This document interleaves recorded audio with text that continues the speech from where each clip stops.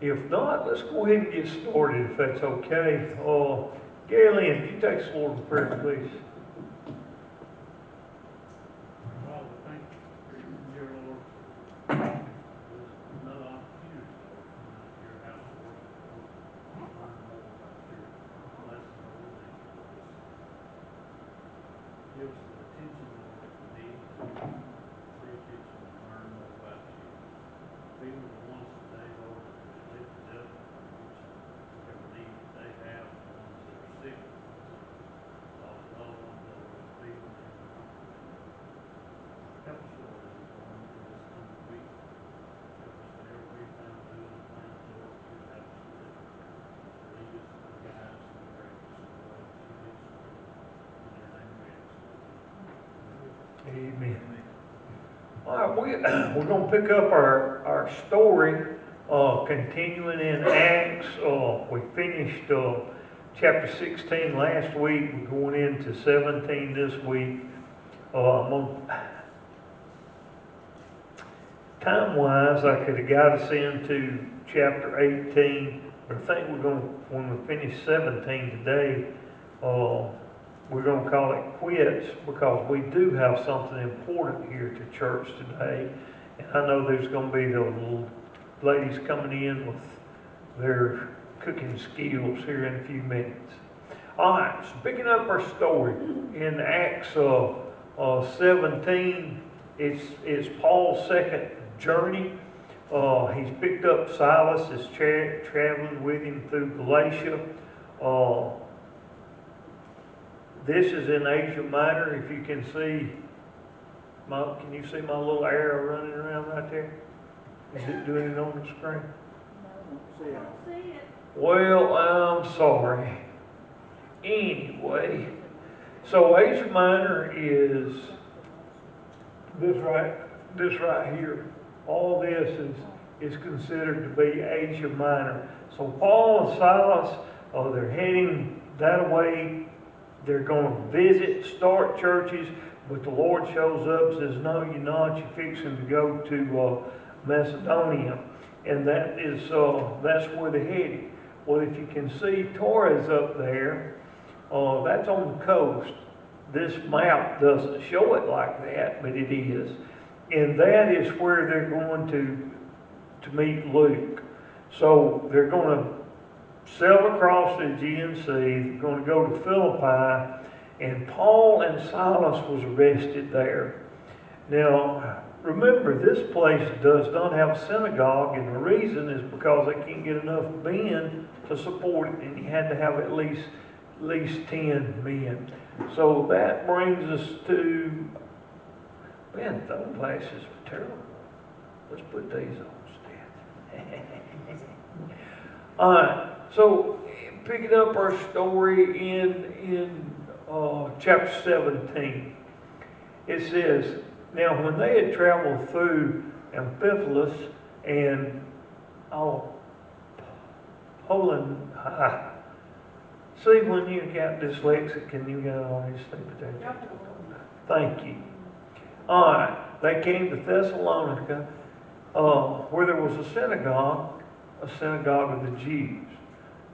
And according to Paul's custom, he visited them and for 3 Sabbaths reasoned with them from the Scriptures, explaining and giving evidence that Christ had to suffer and rise from the dead, saying, this Jesus who I am proclaiming to you is the Christ.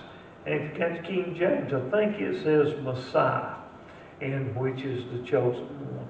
And some of them were persuaded and joined Paul and Silas.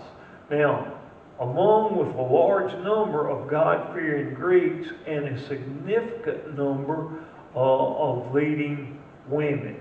Now then, when we start out, a lot of problem reading in the New Testament is a lot of people get the synagogue, a temple, and church confused. They say, well, they're all the same thing. Well, they're not the same thing. When you look at the synagogue, synagogue was where the Jews come together, and it was a place for prayer, it was a place for study, but more importantly, it was a place for education where everyone could be taught about the scriptures, about the old scriptures. So that is a synagogue. There is no sacrifices taking place in a synagogue. That is in the temple, and the temple is back in Jerusalem, and it is a place of worship and a place of sacrifice, because you had to bring those and make that sacrifice to the Lord.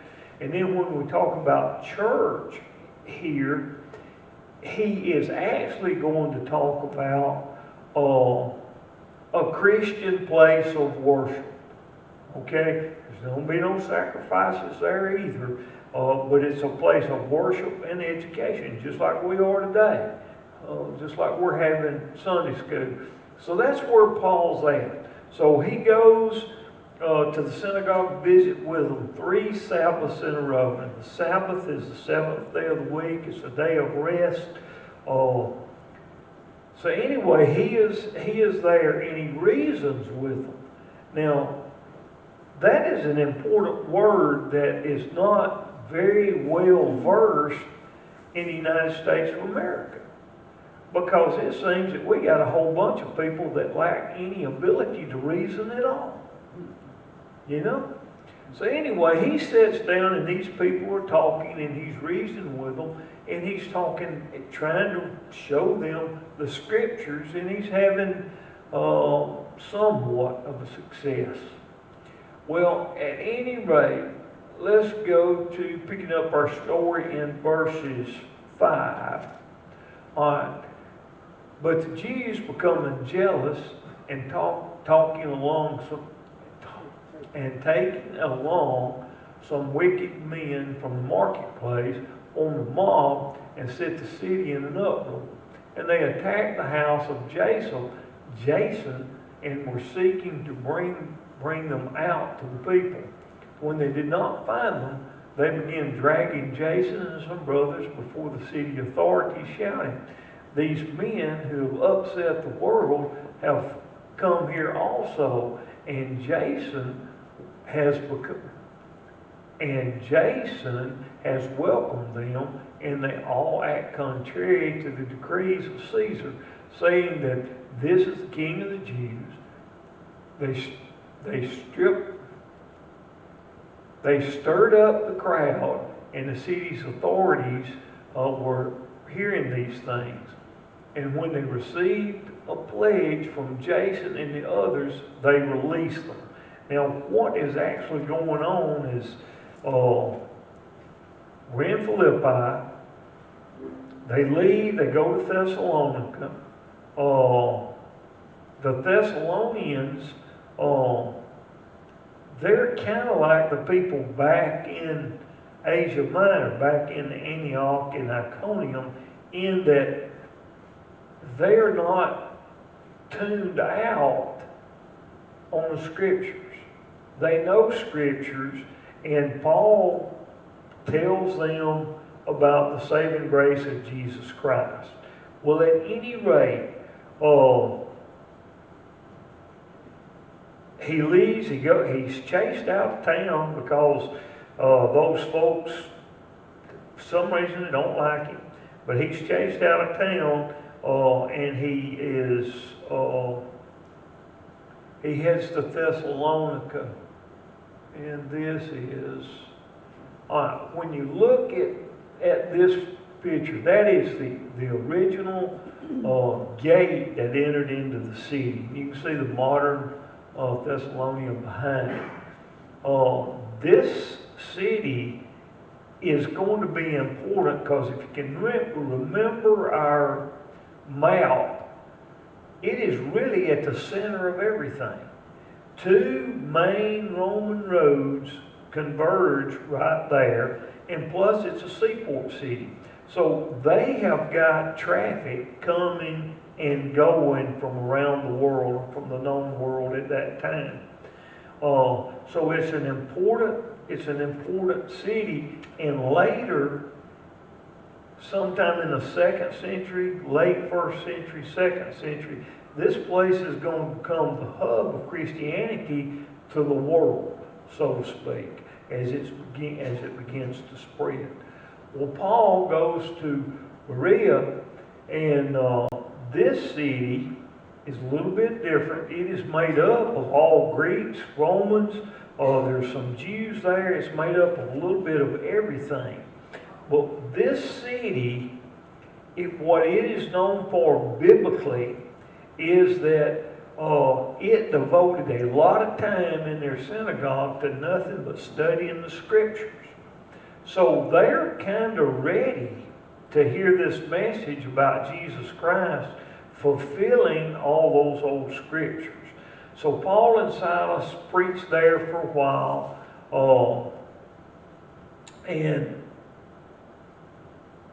they start the church there, but Paul has ended up going to head to Rome. Let me get my mind straight. Okay. To tell you how important this is, and to Athens, I said Rome, to tell you how important Athens is. This city is over 3,500 years old. It's one of the oldest cities in the world that's still in existence in its original location. And when we get there, we're going to see that Paul has got some problems going on. But let's pick our story up in 17. No, verse 16. Verses 16 through 21. It says, now while Paul was waiting for them in Athens, his spirit was being provoked with him, and as he observed that the city was full of idols. So you've got all these false idols. The Greeks had 12 main gods that they worshiped. Zeus being the number one, but they had other little things that they would work in to their worship. They was acceptable. They accepted almost anything for worship, or almost anything as a god. They would take it. Well, anyway, so he was reasoning in the synagogue with the Jews and the God-fearing Gentiles, and in the marketplace every day with those who happened to be present. Now then,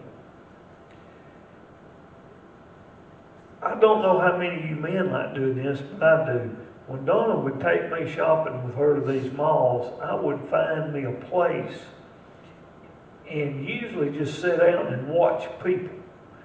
But if a tack was just right and got to the right places, there would be a lot of old men sitting there, just like me, waiting on their wives to get through, and they're talking about all kinds of things. I mean, they'll talk sports, they talk politics, they talk everything. Well, Paul goes to the synagogue.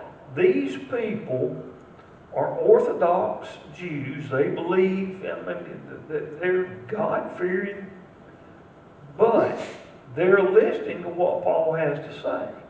Well, Paul also goes to the marketplace, just like going to the mall, sitting down with all the old men, and he can hear the conversations that are taking place among these people. It is here that some of these Greek philosophers are going to find them, and one of them being Epicurean, and it says Stoic philosophers as well, conversing with him. I think the King James says they're disputing with him. Now what they're doing, they're sitting down and they're talking back and forth, and they don't get unreasonable with one another. They don't scream and holler one another down.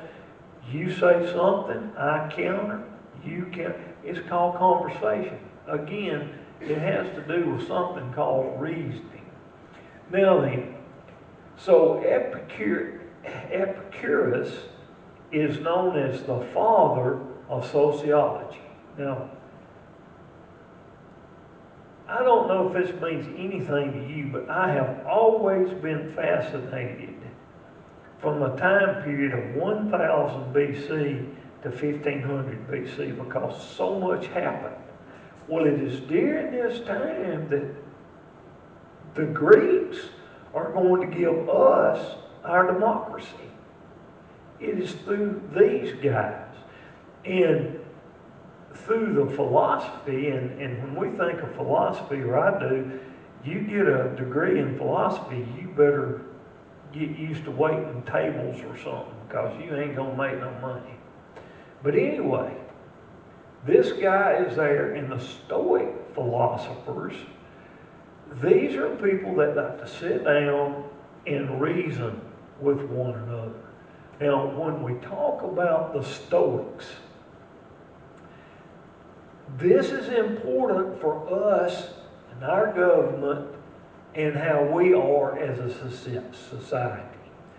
Because they came up with what they call the cardinal virtues.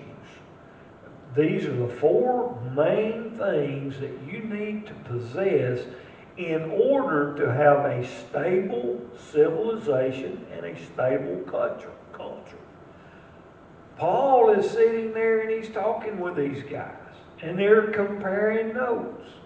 Now then, here are those 4 cardinal virtues that we're to possess, and number 1 is going to be prudence.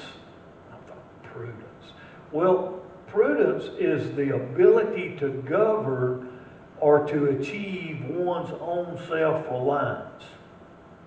Prudence. I'm going to improve on me. So every one of us need to improve on ourselves. Would you agree or disagree? We need to be prudent. The other one is going to be fortitude.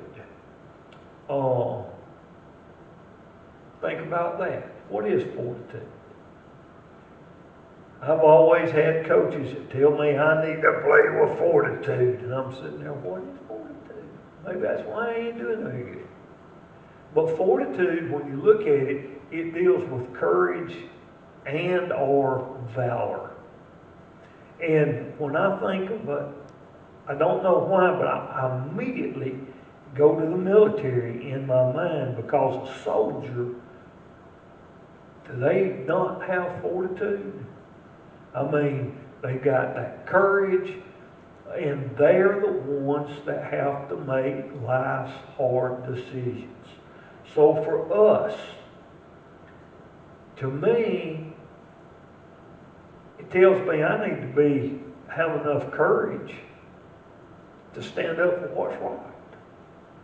I mean, it doesn't matter. Right's right, wrong's wrong. And anyway, so that's what he's talking about here when he's talking about fortitude. And then there's temperance. Now, temperance is nothing but moderation. Temperance is self-control. Now, do we not need to restrain ourselves from certain things? So that's one of these things is temperance. Moderation. Do things in moderation or don't do them at all. And then the last one was justice. The Greeks believed in justice. Hey, you got to pay for your mistakes, whether you want to or not. You know, a lot of times you're not going to say, I'm sorry.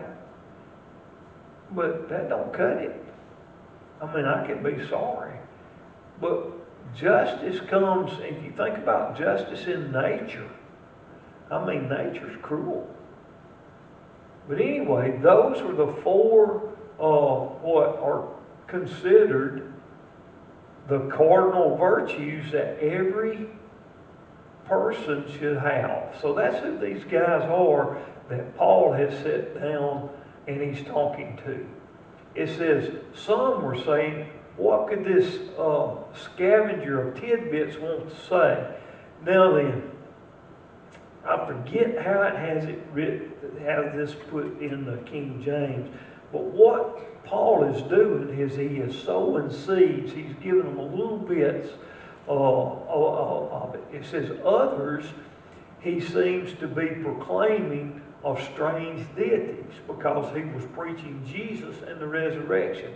And they took him and brought him to the Acropolis, saying, may we know what this new teaching is which you are proclaiming. For you are bringing some strange things to our ears. So we want to know what these things mean. Now, all the Athenians and the strangers visiting there used to spend their time in nothing other than telling or hearing news. All right. If I could get my wife to take me, I would go right here. This is the heart of Athens. This is the heart of democracy, and it is the heart of our government. Now then, you say that, what are you talking about?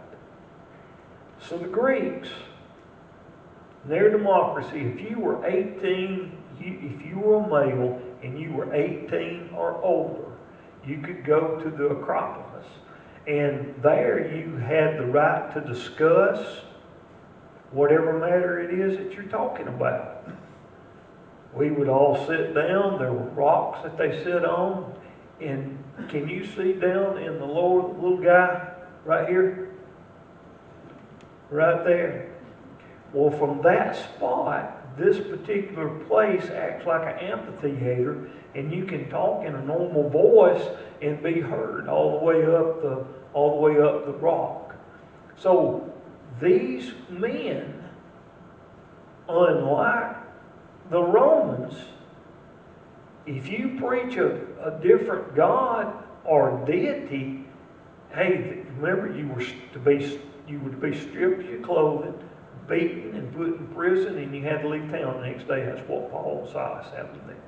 But not here, not in Athens. They take him and say, hey, come here, let us hear about this God that you're talking about. So that's where they're at. They didn't stone him, they didn't beat him. They wanted to actually hear what he had to say, but more importantly, they had the opportunity to discuss their God with Paul, and Paul had the opportunity to rebuke their God. Does that make sense? They didn't get up and shout one another down, or, I don't know. Well, let's pick it up. Verse 22. So Paul stood in the midst of the Acropolis and said, men of Athens, I see that you were very religious in all respects. For while I was passing through and examining the objects of your worship, I also found an altar with an inscription to an unknown God. Therefore, what you worship in ignorance, this I proclaim to you. The God who made this world and everything that is in it, since he is Lord of heaven and earth, does not dwell in temples made with hands, nor is he served by human hands as though he need anything, since he himself gives to all people life and breathe in all things. And he made from one man every nation of one kind to live on earth, on all the face of the earth, having determined their appointed times and the boundaries of their habitation, that they would seek God, if perhaps they might feel around for him and find him, though he is not far from every one of us. Now then, as we pick it up here, this is a great opportunity. These are the leaders of Athens. Now,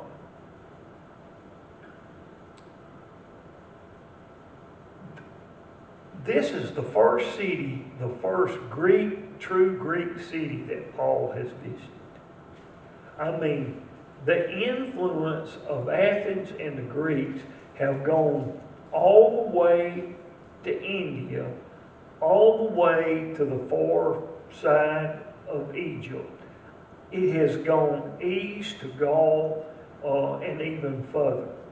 So they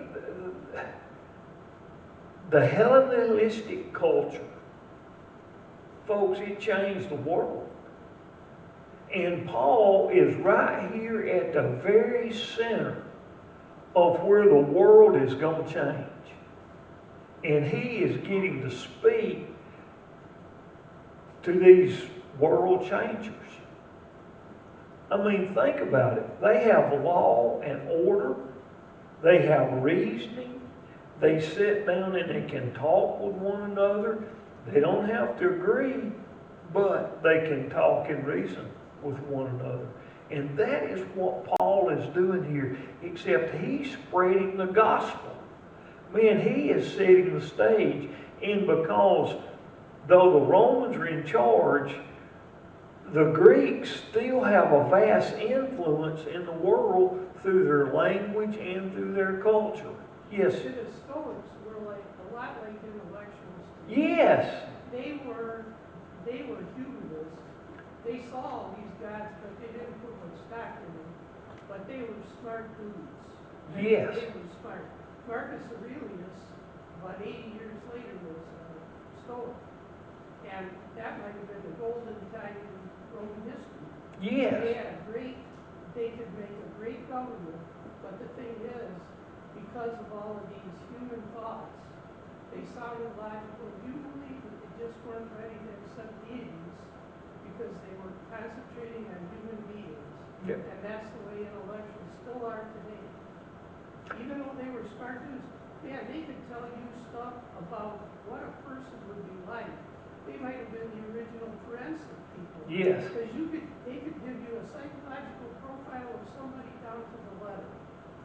But it was only human beings. They just weren't interested in beings. Yeah, and when you think about it, all the plants that are studied and everything, it came from them sending, Alexander the Great would send those things back, and they would examine all those things, and you're right, they were actually cutting open animals to see what made them tick, and they would cut humans open as well. So, yes. I mean, it's a great time. I love this part of history. But anyway, everything is going good here. And then in verse 28, it says, for in him he continues with Christ. It says, in him we live and move and exist. Even some of your own poets have said, for we also are his descendants. Therefore, since we are the descendants of God, we ought not think that the divine nature is like gold or silver or stone, an image formed by human skill and thought. So, having overlooked the times of ignorance, God is now proclaiming to mankind that all people everywhere are to repent, because he has set that day on which he will judge the world in righteousness through a man whom he has appointed, and having furnished proof to all people by raising him from the dead. This is to you, Mark. It says, now when they heard of the resurrection of the dead, some began to scoff, and others said, we shall hear from you again concerning this.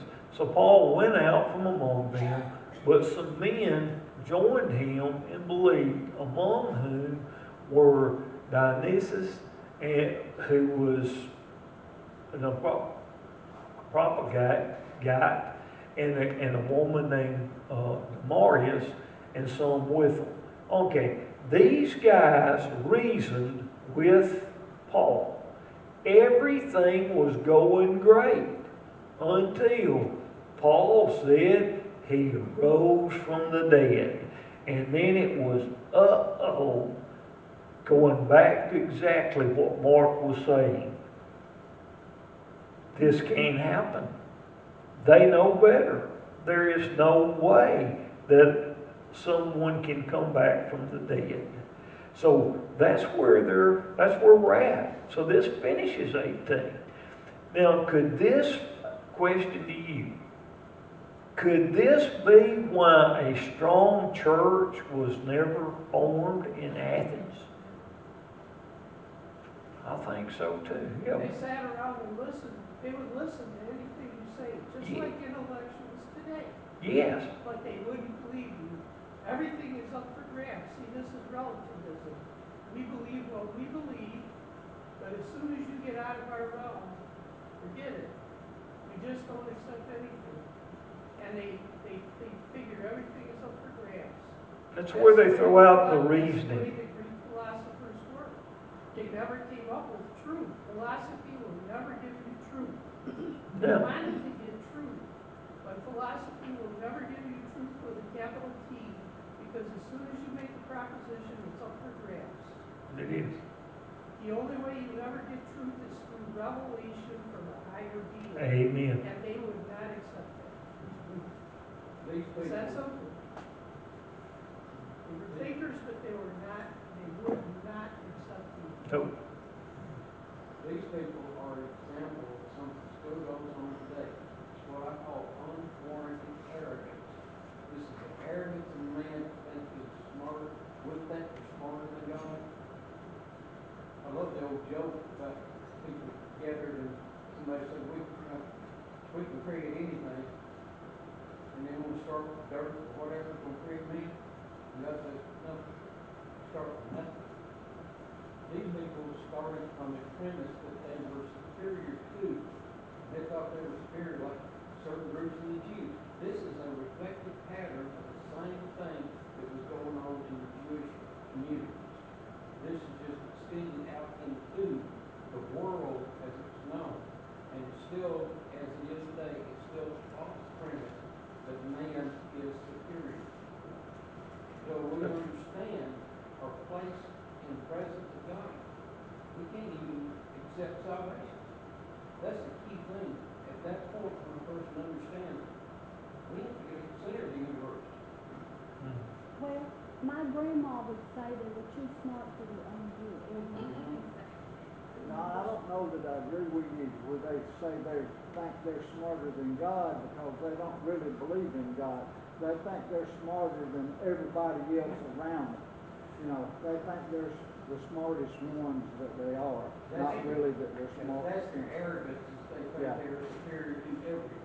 Yeah. I know that it wasn't until 1400 years later that this is the thinking that gave rise to the Renaissance. It is. Human beings are the leaders of everything and there's nothing greater. And that's what the Renaissance was really about. Yeah. The Renaissance was not as great a time as I think. It was a great time for music and art, if you like music and art. But as far as religion, it was a lousy time because it was the establishment of human beings as gods. Yep. And that's what the Renaissance was. I'm a Reformation man, not a Renaissance man.